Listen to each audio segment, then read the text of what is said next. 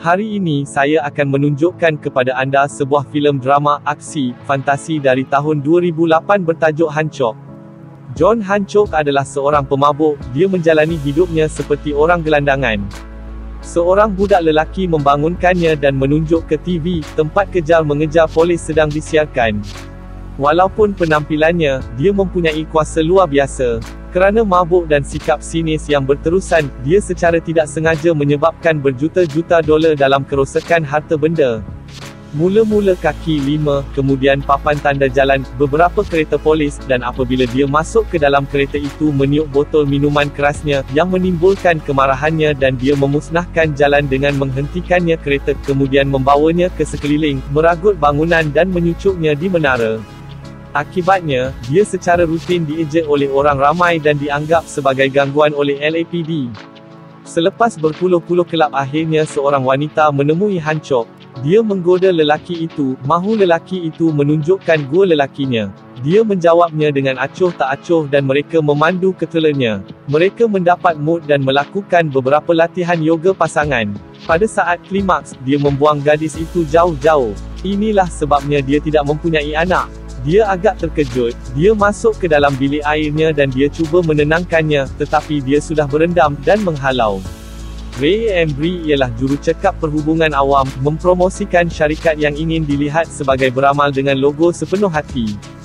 Dia tidak berjaya meninggalkan mesyuarat dan terperangkap di landasan kereta api, di mana dia berhadapan pelanggaran dengan kereta api barang yang akan datang. Hancock menyelamatkan nyawa Ray, kereta api merempuhnya. Sila like dan subscribe channel kami. Terima kasih. Dan dia berlalu pergi tanpa calar. Satu-satunya masalah ialah semua kereta api tergelincir dalam proses, menyebabkan berjuta-juta masuk kerosakan sekali lagi. Dia dikritik kerana mengapa dia tidak hanya mengambil keretanya dan terbang terus ke atas, tetapi Ray campur tangan dan terima kasih kerana menyelamatkan nyawanya. Hancock membawanya pulang. Ray memperkenalkannya kepada keluarganya. Isteri Ray, Mary, kelihatan sangat akrab dengan Hancock.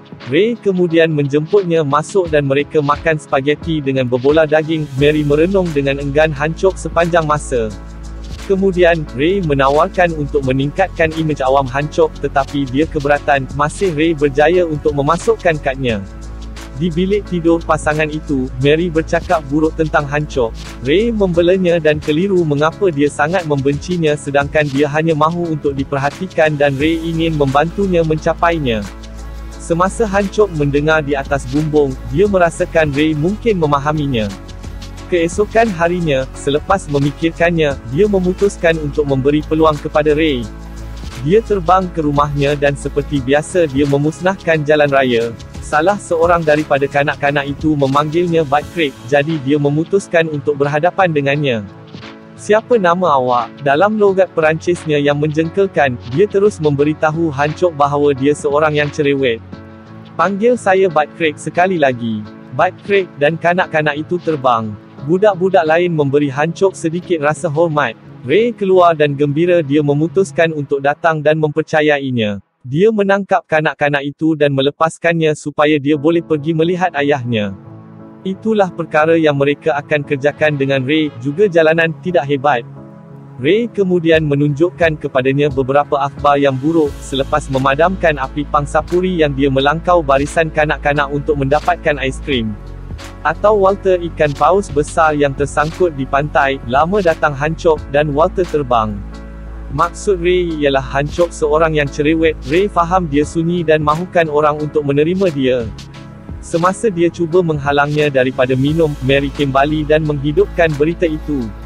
Terdapat waran untuk penangkapan Hancock, dan dia tidak hadir ke mahkamah. Entah kenapa, Mary nampak puas mendengarnya. Selepas mendengar berita itu, Ray datang dengan idea bernas tentang Hancock mengubah dirinya masuk dan menunjukkan kepada La betapa bandar itu sebenarnya memerlukannya. Senario terburuk, dia boleh keluar dari penjara. Hancock memberikan ucapan awam. Beberapa wartawan mencacinya, tetapi dia hanya mengikut teks Ray dan mengatakan dia akan hadir. Terapi pengurusan kemarahan alkohol dan berjanji dia akan menjadi lebih baik. Mary menontonnya di berita dan berasa bersalah. Di kemudahan pembetulan, dia berjalan bersama banduan lain untuk kemasukan. Dia memberikan cap jarinya dan foto itu diambil. Dalam perjalanan keselnya, beberapa Samsung yang berdendam terhadapnya cuba menunjukkan penguasaan mereka. Kebanyakan orang berada di sini kerana Hancock, tetapi dia tidak mahu sebarang masalah. Apabila dia mengugut seorang lelaki untuk menyorongkan kepalanya ke atas di suatu tempat matahari tidak bersinar jika dia tidak bergerak, semua orang ketawa, tetapi Hancock menyampaikan kepala ke atas punggung, tiada siapa mengacaukannya selepas itu. Ray tidak berasa geli setelah mendengar cerita itu. Dia memberitahu Hancock bahawa dah mahu dia menghabiskan 8 tahun penjara atau 4,5 tahun tingkah laku yang baik. Hancock terkejut, dan tidak bersetuju, dia akan pergi, tetapi Ray menghalangnya dengan menelefon dia pengecut. Dia memberitahu dia untuk berhenti berpura-pura dia tidak peduli, hanya tinggal dan menunggu. Dia pasti rakyat akan memerlukannya dan Hancock bersetuju. Ray bertemu dengannya setiap hari dan memberitahunya untuk mengawal penerbangannya, cara dia mendarat dan mengambil lepas jabat tangannya, adabnya, dan memberi pujian. Selalunya Hancock hanya bermain bola keranjang dan menghadiri mesyuarat pengurusan kemarahan di mana dia hanya membiarkan peluangnya untuk bersuara berlalu begitu sahaja. Laporan berita tentang peningkatan jenayah selepas pemenjaraan Hancock. Keesokan harinya, Mary dan anaknya Henry melawatnya. Dia membawakannya berbola daging dan dia gembira. Semasa pertemuan singkat mereka, Mary memberitahunya bahawa Ray adalah lelaki yang baik dan memintanya untuk tidak melakukannya, biarkan dia turun. Henry meninggalkan dia mainan kegemarannya. Ray membawakan dia kostum semasa mereka menelefon. Hancock teragak-agak, tetapi Ray meyakinkannya bahawa ia adalah pakaian seragam untuk mewakili dirinya. Apabila dia terlepas pukulan semasa bermain bola keranjang dan bola terbang keluar dari penjara, dia melompat selepas itu dan pengawal menyedari pelanggaran itu. Hancock boleh bebas jika dia mahu, tetapi dia kembali ke penjara. Dia sebenarnya cuba berubah. Pada mesyuarat untuk menangani kemarahannya, dia akhirnya membuka diri. Orang ramai memuji dia untuk itu dan dia mula berasa agak diterima. Hancock dihubungi oleh ketua polis untuk menghentikan rompakan bank yang kejam. Dia menjadi cantik dengan bercukur dan menyediakan pakaiannya. Rompakan itu mengakibatkan tembak-menembak antara polis dan perompak, dengan bom diikat kepada tebusan. Dengan kostum baharu daripada Ray, Hancock dibebaskan dari penjara dan kembali dengan penuh kejayaan. Dia mendarat tanpa memusnahkan apa-apa, malah pasukan petugas terkejut. Pegawai itu memberitahunya butiran, 8 tebusan, 4 orang jahat, dan seorang pegawai yang disematkan. Hancock melakukan tugas yang baik kepada pegawai itu dan masuk. Secara literal, dia mendekati pegawai yang cedera dan dengan sopan meminta izin untuk menyentuh badannya, seperti budiman sejati. Menggunakan kereta sebagai perisai, dia membawanya keluar dengan selamat dan memutuskan untuk menamatkan keadaan dengan cepat. Hancock mula memilih mereka satu demi satu. Perompak terakhir mengugut untuk meletupkan semua orang jika Hancock tidak membuka peti besi dan mendapatkan dia dan semua wang dari sini. Perompak itu memanggilnya Butt Crack dan itu mencetuskannya. Dia membuka skru lampu, meratakannya dan menajamkannya.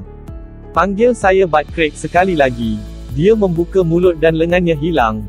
Dia menyerahkannya kepada polis dan orang ramai berterima kasih kepadanya atas kerja yang dilakukan dengan baik.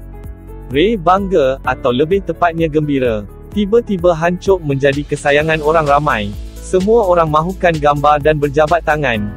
Dia makan malam dengan Ray dan Mary, kepada siapa dia memberitahu tentang keabadian yang jelas dan amnesianya sejak 80 tahun yang lalu, juga bagaimana tiada siapa yang pernah menemuinya. Mary cuba menahan air matanya, tetapi tidak boleh. Dia meminta maaf kepada Hancock, tetapi dia berkata dia tidak melakukan kesalahan.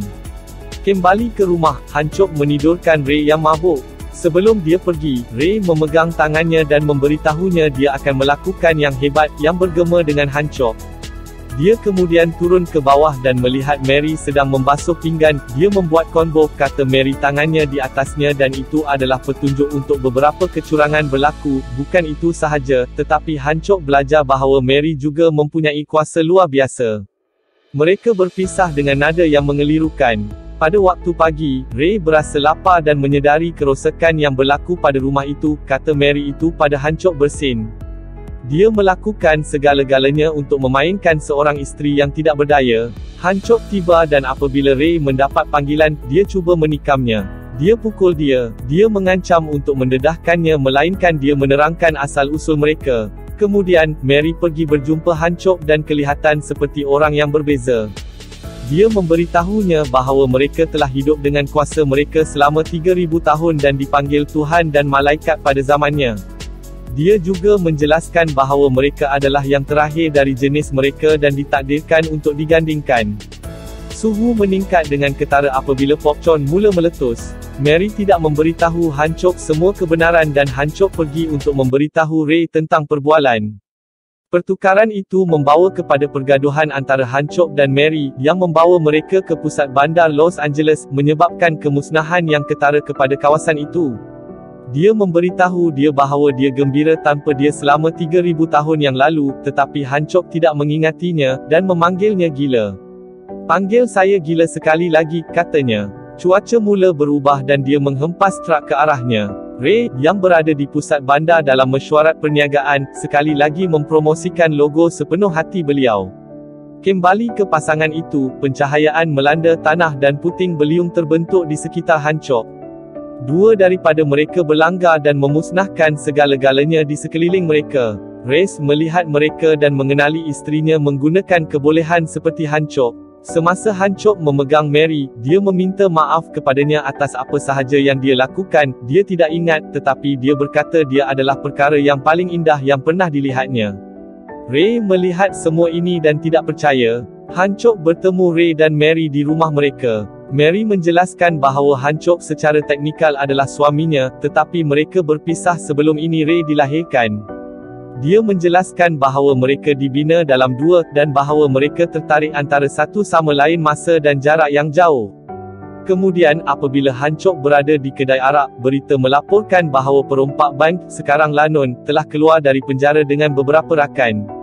Semasa dia membeli botolnya, yang berharga $91.10, pekedai menutup kosong untuk memberi isyarat membantu. Han Chok campur tangan dalam rompekan dan ditembak dan cedera. Dia berdarah. Dia segera dibawa ke hospital. Apabila Mary melawatnya, dia menerangkan bahawa dua orang abadi yang rapat secara fizikal, bermula kehilangan kuasa mereka. Sementara itu, Ray berada di dalam lift bersama anaknya dan Lanun itu. Mary juga memberitahunya bahawa dia dan Han Chok telah diserang berkali-kali sebagai pasangan sepanjang masa sejarah, sambil menerangkan di mana dia mendapat lukanya, yang terbaru 80 tahun lalu di sebuah lorong di Miami. Semasa serangan itu, tengkoraknya retak, mengakibatkan amnesia. Untuk menyelamatkan nyawanya, Mary meninggalkannya pada masa itu supaya dia boleh pulih daripada kecederaannya. Selepas penjelasannya, hospital itu diserbu oleh Lanun perompak bank dan beberapa yang lain penjenayah yang ditemui Han Chok semasa dipenjarakan. Mary ditembak ketika dia cuba mempertahankan Han Chok, yang berjaya menghalang dua lelaki itu dengan katilnya. Selepas membaringkan Mary, dia melemparkan salah seorang perompak keluar dari tingkap dan semakin cedera sambil menjaga orang lain. Han Chok dikalahkan oleh salah seorang lelaki, tetapi dia menangkapnya dengan bola dan membalingnya keluar juga. Mary sedang dirawat. Mata Kyle cuba untuk menamatkan Han Chok dengan menembaknya beberapa kali. Kedua-dua Han Chok dan Mary sedang nazak pada ketika ini. Ray datang untuk menyelamatkan dan kini mengubahnya menjadi cangkuk berganda. Dia meletakkan dia daripada komisen. Semasa Mary hampir mati, Han Chok menggunakan kekuatan terakhirnya untuk melarikan diri dari hospital supaya dia boleh sembuh melalui kuasanya. Semakin jauh dia pergi, ia kelihatan lebih menjanjikan, sehingga dia berjaya melarikan diri kelajuan supersoniknya dan Mary bangun. Sebulan kemudian, Mary memberitahu Ray tentang semua personaliti tokoh sejarah yang berbeza. Han Chok memanggil Ray. Dia kini tinggal di New York City dan bekerja di sana sebagai adiwira. Sebagai tanda terima kasih kepada Ray, Han Chok melukis logo Ray yang sepenuh hati pada bulan, mempromosikannya sebab di seluruh dunia. Anda akan mengubah dunia, Ray. Tamat. Terima kasih kerana menonton. Langgan jika anda ingin melihat lebih banyak video seperti ini. Sila like dan subscribe channel kami. Sila layari peti deskripsi channel ini untuk beri sokongan anda. Untuk tonton filem-filem lain sila lawat playlist channel kami. Terima kasih.